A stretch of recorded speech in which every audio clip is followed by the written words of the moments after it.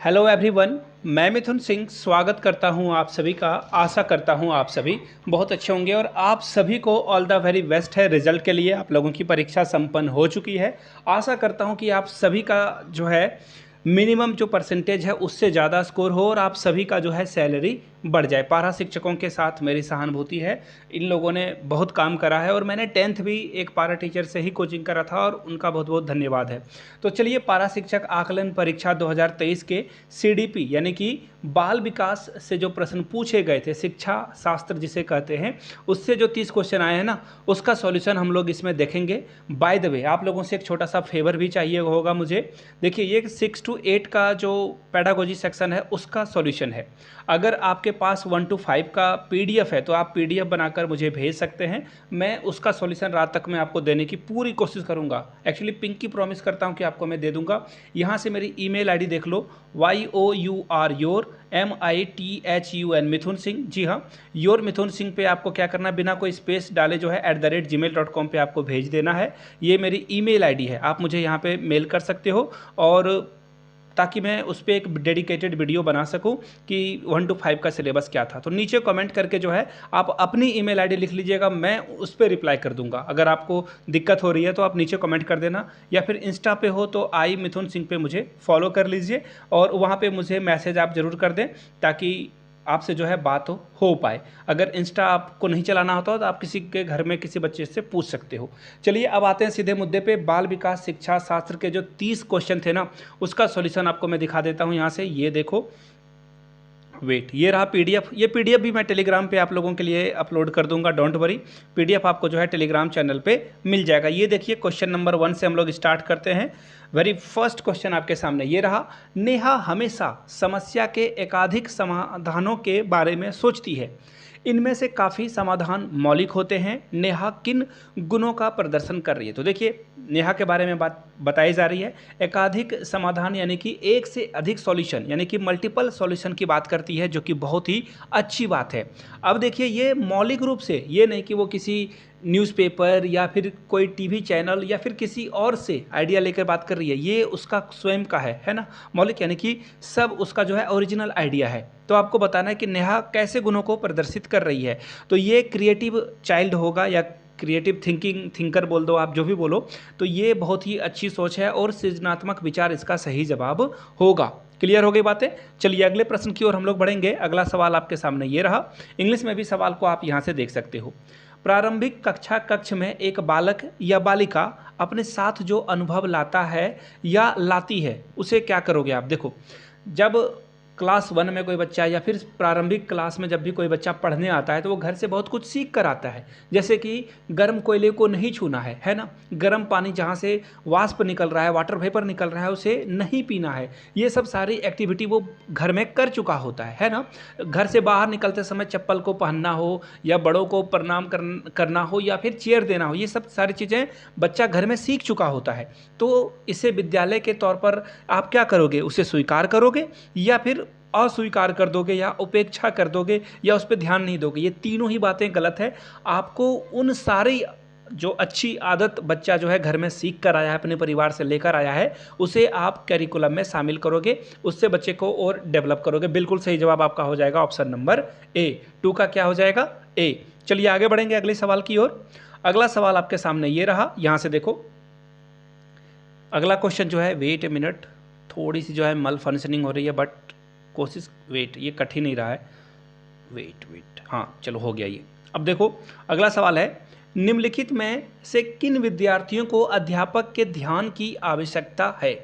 देखिए, वो एक बात बोली जाती है ना, शायद मैंने वो एग्ज़ाम रिव्यू में भी आप लोगों को बताया था कि माँ बाप या फिर शिक्षक सभी विद्यार्थियों को समान दृष्टि से देखते हैं और ये प्रोटोकॉल है। ये क्या है? प्रोटोकॉल है। माँ बाप सभी बच्चों को इक्वली प्यार करते हैं, तो उसी तरह से आप सभी विद्यार्थियों को इक्वली ध्यान दोगे, चाहे वो अंतर्मुखी है यानी कि इंट्रोवर्ट चाइल्ड है, प्रतिभाशाली यानी कि गिफ्टेड बच्चा है, या फिर धीरे धीरे स्लो लर्नर है। यानी कि कुल मिलाकर बात क्या है कि आपको सभी बच्चों को बराबर बराबर ध्यान देना है। यानी कि सभी के ऊपर जो है आपको अपनी ध्यान रखने की ज़रूरत है। तो थर्ड का आंसर क्या हो जाएगा? Option number D. चलिए, अगले क्वेश्चन की ओर बढ़ेंगे। क्वेश्चन नंबर 4, निम्न में से कौन अधिगम को प्रभावित करने वाला मनोवैज्ञानिक कारण नहीं है। सवाल देखो नहीं पे आपका रुक जाता है, नहीं जैसे ही देखो आपके कान खड़े हो जाने चाहिए। तो देखिए यहाँ पे किसकी बात की जा रही है, अधिगम यानी कि लर्निंग को कौन जो है अफेक्ट करेगा, अफेक्ट करने वाली बात आ रही है। तो देखिए अटेंशन, यहाँ से इंग्लिश वाले से देखो आपको ज़्यादा समझ में आएगा, एटीट्यूड, कॉन्फ्लिक्ट या एटीट्यूड्स। तो देखिए अटेंशन, बच्चा अगर ध्यान नहीं देगा क्लास में तो क्या सीख पाएगा, ये जो है लर्निंग फैक्टर है। कॉन्फ्लिक्ट, कॉन्फ्लिक्ट मतलब आप समझा रहे हो और उसके मन में कुछ और चल रहा है, कोई और सवाल उसके मन में आ रहा है ना। जैसे कि अगर x प्लस वाई जो है इसे हम लोग एक्स वाई क्यों नहीं लिख सकते, बच्चा ये भी सवाल आपसे पूछ सकता है। या फिर उसके दिमाग में चल रहा है कि नहीं x प्लस वाई जो है एक्स वाई हो जाता है, या फिर 2x प्लस अगर x जो है 3x हो सकता है तो x plus y x y हो जाता है। तो ये क्या है, ये आपका कॉन्फ्लिक्ट होता है, इसे क्या बोलेंगे हम लोग, कॉन्फ्लिक्ट, दिस इज कॉन्फ्लिक्ट। तो ये भी है सही है, एटीट्यूड भी सही है और अटेंशन भी सही है। और देखो इसका जो सही जवाब होगा चौथे का वो होगा ज्ञान इंद्रियों में दोष। अगर बच्चा अच्छे से सुन नहीं पा रहा है, बोल नहीं पा रहा है, देख नहीं पा रहा है, या फिर चीज़ों को बहुत धीरे धीरे सीख रहा है, सेंस ऑर्गन में उसकी कोई दिक्कत नहीं है, आपको बच्चे को स्पेशल अटेंशन देने की ज़रूरत है। या फिर देखिए ये बहुत ही अलग वे में या फिर कठोर वे में दिखाया जाता है, बच्चों को समान स्कूलों में ही पढ़ाना चाहिए। लेकिन अगर बच्चा जैसे कि किसी स्कूल में विशेष शिक्षक बोलते हैं ना, स्पेशल एजुकेटर अगर नहीं है, तो ऐसे में क्या किया जा सकता है, उसे जो है विशेष स्कूल में जो है भेजा जा सकता है जहाँ पे उस कैटेगरी के शिक्षक पढ़ाने के लायक उसे हों, स्पेशल केस में ही इसे भेज सकते हैं। तो राइट आंसर क्या हो जाएगा, ऑप्शन नंबर डी। अगला सवाल देखिए, लंबे कद वाले माता पिता के बच्चे लंबे होना उपेक्षित है, यानी कि ये एक्सपेक्टेड है कि माँ बाप अगर लंबे हैं तो बच्चा भी लंबा होगा। लेकिन अगर आप इन चीज़ों को समझते हो, जीन को समझते हो, है ना, हेरिडिटी को समझते हो, तो बच्चे के जो गुण होते हैं, दादा दादी, नाना नानी, लेकिन सबसे ज़्यादा गुण कहाँ से आते हैं, माता और पिता से। तो माता पिता अगर लंबे हैं तो ये उम्मीद रखी जाती है कि बच्चा भी लंबा होगा। तो ये किसका नियम है, लॉ ऑफ जो है समानता, इक्वलिटी वाली रूल यहाँ पे फॉलो होगी, यानी कि ऑप्शन बी आपका क्या होगा, सही हो जाएगा। चलिए अगले क्वेश्चन की ओर बढ़ेंगे। क्वेश्चन नंबर 6, निम्नलिखित में से कौन सी अधिगम की प्रक्रिया नहीं है, आई रिपीट प्रक्रिया नहीं है पूछा गया है, जिसके द्वारा सार्थक अधिगम यानी कि अधिगम अच्छे वे में नहीं हो। ये कौन सा तरीके, देखो बिल्कुल आप ना इंग्लिश वाले क्वेश्चन, इंग्लिश के ऑप्शन को अगर आप ढूंढोगे ना तो आपको बहुत आसानी से इसका आंसर पता चल जाएगा। देखो यहाँ पे मेमोराइजेशन की बात हो रही है, जब भी रटने की बात आए, कंठस्थ करने की बात आए, कॉपी करने की बात आए, ये हमेशा नेगेटिव होता है। मेमोरी करने की बात आ जाए, है ना, मेमोरी में रख लिया उसने, याद कर लिया, है ना, तो ये अभ्यास करके सीख लिया, बार बार रिपीट करके सीख लिया, तो ये सब गलत बातें होती है। ऑप्शन बी आपका सही जवाब हो जाएगा। 6 का क्या हो जाएगा, ऑप्शन नंबर बी। चलिए अगले सवाल की ओर हम लोग बढ़ेंगे। शिक्षण के दौरान विद्यार्थी की अधिकतम भागीदारी संभव है, यानी कि बच्चा जो है एक्टिव होकर सीखेगा क्लासरूम में, कब, जब आप उसे लेक्चर मेथड, यानी कि आप किताब पढ़ रहे हो या फिर किसी चीज़ पे ज्ञान दिए जा रहे हो, बच्चा चुपचाप सुन रहा है, तो ऐसे में बच्चा सीख पाएगा क्या, बिल्कुल भी नहीं सीख पाएगा।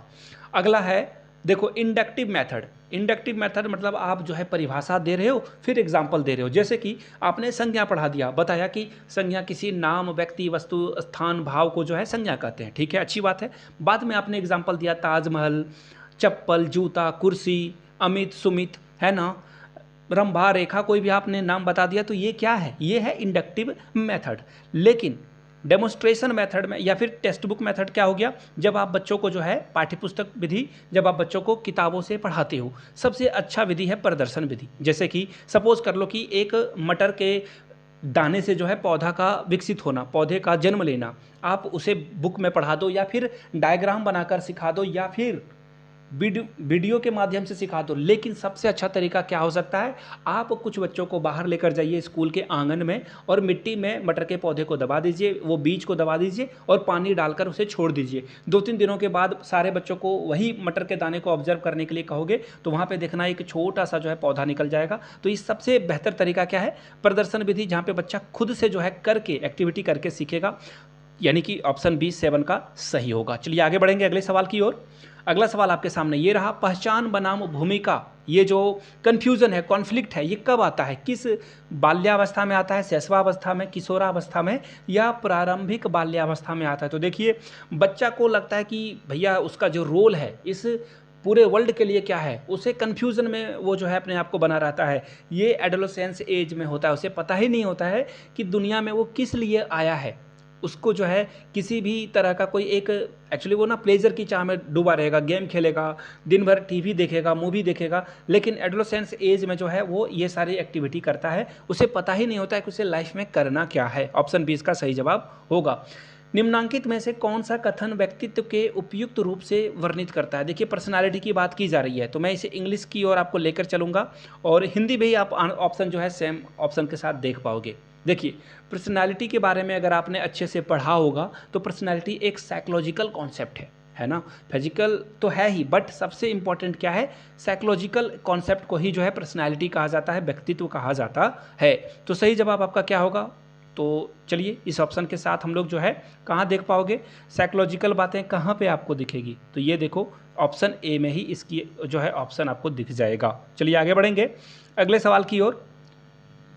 वाक्यात्मक क्षमता से संदर्भित है। देखिए इंग्लिश में आप देखो, एक्चुअली मैं इंग्लिश से चीज़ों को अच्छे से समझ पाता हूँ तो आपको समझा भी पाऊंगा। देखिए सिंटैटिक एबिलिटी जो है क्या है, बच्चा जब अच्छे से वाक्य संरचना को समझ पाता है, यानी कि सेंटेंस को, जैसे राम आम खाता है वो लिख दे, ऐसा नहीं कि राम खाता आम है, अगर अलग अलग लिख रहा है तो उसे जो है वाक्यात्मक क्षमता उसकी कम है। तो इसे क्या कहेंगे आप, जब वो वाक्यों को जो है ठीक रूप से लिखना सीख जाए, सेंटेंस बनाना सीख जाए, वाक्य संरचना की क्षमता को ही ये कहा जाता है। ऑप्शन ए आपका सही जवाब होगा। इंग्लिश पेडागोजी में आप लोगों ने पढ़ी होगी, अगर सीटेट वगैरह दिया है तो definitely you know the real concept. शिक्षण अधिगम प्रक्रिया में व्यक्तिगत रूप से ध्यान देना महत्वपूर्ण है। देखिए बात की जा रही है व्यक्तिगत रूप से शिक्षण अधिगम प्रक्रिया, यानी कि बच्चों को पढ़ाते समय जो है किस रूप से ध्यान देना जरूरी है, कि बच्चों की विकास दर अलग अलग होती है और अलग अलग तरीके से सीखते हैं। देखिए जैसे कि अभी मैंने एक मटर के दाने का एग्जाम्पल दिया था आप लोगों को, अगर बच्चे को बोल दिया जाए कि देखो ये वीडियो है, वीडियो के माध्यम से आप एक मटर के दाने को से पौधे बनते हुए तक के कॉन्सेप्ट को अगर वीडियो के माध्यम से दिखाते हो तो कुछ बच्चे इसे सीख जाएंगे। वो जो है पहले से मटर के दानों को उगा चुके होंगे घर में, या अपने माँ पिताजी से वो सीख चुके हैं, तो वहाँ तो बच्चा सीख जाएगा। लेकिन जिसने कभी मटर के दाने को देखा ही नहीं, कभी मिट्टी के अंदर उसे दबाया ही नहीं, पेड़ पौधे बनते देखे ही नहीं, उगते देखे ही नहीं, तो वो बच्चा को थोड़ा सा अटपटा लगेगा। जब वो खुद से करके देखेगा तो सीख पाएगा। इससे आपने क्या सीखा, दो एग्जाम्पल है, एक बच्चा जो है वीडियो के माध्यम से सीख जा रहा है क्योंकि उसके पास पूर्व ज्ञान है, दूसरा बच्चा जो है इसे अच्छे से नहीं सीख पा रहा है। इसका मतलब क्या है कि उसने पहले ये काम किया ही नहीं है। अलग अलग दर होती है हर बच्चे की, अलग अलग सीखने की क्षमता होती है। ये आपका सही जवाब होगा। सारे ऑप्शन को पढ़ने की ज़रूरत है लेकिन अभी फ़िलहाल नहीं है। विकास कभी ना रुकने वाली प्रक्रिया है, यानी कि जो डेवलपमेंट है वो कंटिन्यूअस प्रोसेस है, लॉन्ग लास्टिंग। जब तक आप जिंदा हो तब तक आप कुछ ना कुछ सीखते रहते हो। तो इसका संबंध किस सिद्धांत से है, तो देखिए प्रिंसिपल ऑफ कंटिन्यूटी, यानी कि निरंतरता के सिद्धांत से है। तो 12 का क्या सही होगा, ए सही हो जाएगा। चलिए आगे बढ़ेंगे सवाल नंबर 13 की ओर। विद्यालय में खेल कूद कार्यों पर व्यतीत किए गए समय के विषय में आपका क्या मानना है। बच्चे को आप एक्टिविटी करा रहे हो, खेल कूद करा रहे हो, तो बच्चे के अंदर कौन सी भावना आएगी, सबसे पहले तो वो नियम को सीखेगा कि समाज में रहने के लिए कुछ नियम होते हैं, तो खेल कूद में भी नियम है। खेल कूद में बच्चा जो है सहयोग की भावना को डेवलप करेगा, किसकी भावना को, कोऑपरेशन, सहयोग की भावना को विकसित करेगा। तीसरा बात, अगर बच्चा नियम को समझ रहा है, सहयोग को समझ रहा है, तो उसके अंदर समाजीकरण यानी कि सोशलाइजेशन डेवलप होगा। समाज में रहने के लिए जो है वो और अच्छे से समाज को समझ पाएगा। यानी कि इसका सही जवाब क्या होगा, यह समय का बिल्कुल सदुपयोग है, यूटिलाइजेशन है। बच्चों को सोशलाइजेशन की भावना यहाँ पे विकसित होते हुए आपको दिख जाएगी। 13 का सी सही जवाब होगा। चलिए आगे बढ़ेंगे क्वेश्चन नंबर 14 की ओर। पियाजे ने कौन सा सिद्धांत दिया था। देखो कितना ही आसान सवाल है। पियाजे ने इमोशनल प्रिंसिपल दिया था, या फिर फिजिकल दिया था, मेंटल दिया था, या सोशल डेवलपमेंट दिया था। तो देखिए बच्चे के बारे में पियाजे ने जो है संवेगात्मक विकास दिया था, है ना। इसे वो बोला जाता है ना, संवेगात्मक विकास को क्या बोलते हैं। यहाँ इमोशनल प्रिंसिपल दिया बट ये सही नहीं है, इसका एग्जैक्ट हिंदी इमोशनल नहीं होगा, लेकिन संवेगात्मक जो है डेवलपमेंट वो सही है, विकास सही है, ए होगा। अभी देखिए आगे शायद आप देखोगे वाइगोस्की ने सामाजिक विकास का जो सिद्धांत है वो वाइगोस्की के द्वारा दिया गया था। आप लोगों ने सीटेट अगर दिया है तो पढ़ा होगा, या फिर आकलन परीक्षा की तैयारी में आपने देखा होगा। वाइगोस्की इसका सही जवाब हो जाएगा। चलिए आगे देखिए, रोसे का जो कार्ड वाला रूल है, देखिए इसमें क्या है ना कि इंसान को अलग अलग कार्ड दिखाए जाते हैं, अलग अलग तरह के 17 कार्ड, और उसमें कुछ लाल कलर के कार्ड होते हैं, कुछ होते हैं ब्लैक, और कुछ बिल्कुल वाइट कार्ड होते हैं। और इन कार्ड में अलग अलग फ़ोटोज़ बनी होती है और इस फोटो को देखकर जो है चीज़ों को समझा जाता है। तो देखिए, इससे जो है पर्सनालिटी के बारे में, जो ये पर्सनालिटी टेस्ट है, ये जो है व्यक्तित्व का टेस्ट है कि आप कैसे सोचते हो, आपकी क्या विचारधारा, लेकिन कंप्लीटली इसे समझा नहीं जा सकता है किसी भी पर्सनालिटी को, बट ये एक तरीका है। तो ये इसका सही जवाब हो जाएगा। स्वप्न को भी समझा जा सकता है, अचेत प्रायोजन को भी समझा जा सकता है, और कॉन्शियस डिजायर को भी समझा जा सकता है, यानी कि ऑप्शन डी आपका क्या होगा, सही होगा, ऑल ऑफ द एबव। चलिए आगे बढ़ेंगे क्वेश्चन नंबर 16 की ओर। निम्नलिखित में से, देखो कोहलबर्ग की बात आ गई है, और कोहलबर्ग के बारे में अभी मैंने आपको बताया कि इन्होंने जो है सोशलाइजेशन यानी कि समाज के बारे में नियम दिया था। ऑप्शन बी आपका सही हो। ओ एक सेकंड, ये वाइगोस की, सॉरी, देखो यहाँ पे लॉरेंस कोहलबर्ग के बारे में बात की जा रही है, इसका भी सही जवाब बी ही होगा। देखिए, नैतिक विकास यानी कि मॉरल डेवलपमेंट के बारे में किसने बात करी है, लॉरेंस कोहलबर्ग ने बात करी है, और अलग अलग इन्होंने दिया है, जैसे कि दंड बनाम जो है पुरस्कार है। इसका मतलब क्या है कि बच्चा को अगर बोल दिया जाएगा कि बच्चा अगर बार बार जिद करेगा चॉकलेट या खिलौने के लिए, तो पिताजी से उसकी पिटाई भी हो सकती है, तो बच्चा जो है वहाँ पे डर जाएगा, है ना। और कभी कभी रिवॉर्ड और पनिशमेंट, आप समझ ही रहे हो, जैसे बच्चा अच्छे से एग्जाम देता है तो वहाँ पे गुड लिखा जाता है, उसके नोटबुक में स्टार बना दिया जाता है, तो ये क्या है, पुरस्कार है। तो ये सारी बातें कोहलबर्ग के द्वारा कही गई थी। चलिए आगे बढ़ेंगे। निम्नलिखित अवधि में से किसमें शारीरिक वृद्धि और विकास सबसे अधिक होता है, जब बच्चा सबसे छोटा होता है, यानी कि बच्चा शैशवावस्था में, इन्फेंसी और अर्ली चाइल्डहुड में जो है बच्चा देखना बहुत जल्दी जल्दी रैपिडली बड़ा होता है। 1 से 2 साल के बीच में देखना बच्चे की ग्रोथ बहुत ज़्यादा होती है, चाहे वो हड्डियों का बढ़ना हो या फिर उसके जो इंटरनल ऑर्गन है, यानी कि शरीर, जो पेट या फिर शरीर के अंदर ऑर्गन है, उसका जो है विकास जल्दी जल्दी होता है, यानी कि 17 का सही जवाब क्या हो जाएगा, ए हो जाएगा। चलिए आगे बढ़ेंगे सवाल नंबर 18 की ओर। प्रगतिशील शिक्षा में बच्चों को किस प्रकार से देखा जाता है। देखिए, प्रगति यानी कि प्रोग्रेसिव एजुकेशन में बच्चे को कैसे रूप में देखा जाता है, खाली स्लेट के रूप में, बिल्कुल नहीं। बच्चा खुद पता है, पैसिव यानी कि बच्चा जो है निष्क्रिय रहता है, बिल्कुल नहीं। आप उसे अच्छे से पढ़ाओगे तो वो एक्टिव हो जाएगा, और एक्टिव आपको कहाँ दिखेगा, इन्वेस्टिगेटर के तौर पर दिखेगा, ऑप्शन डी में। अगर आप बोल दोगे कि सूरज नहीं घूमता है, पृथ्वी सूर्य के और चंद्रमा वगैरह जो है परिक्रमा करती है, तो पूछेगा कि सूरज ही तो हमें जो है एक जगह से दूसरे जगह घूमता हुआ दिखाई पड़ता है, पृथ्वी तो एक ही जगह है। तो बच्चा जो है एक्टिव पार्टिसिपेंट है, एक्टिव जो है एक्टिवली वो चीज़ों को सीखता है। अगला सवाल देखिए, एनसीएफ से आया हुआ है।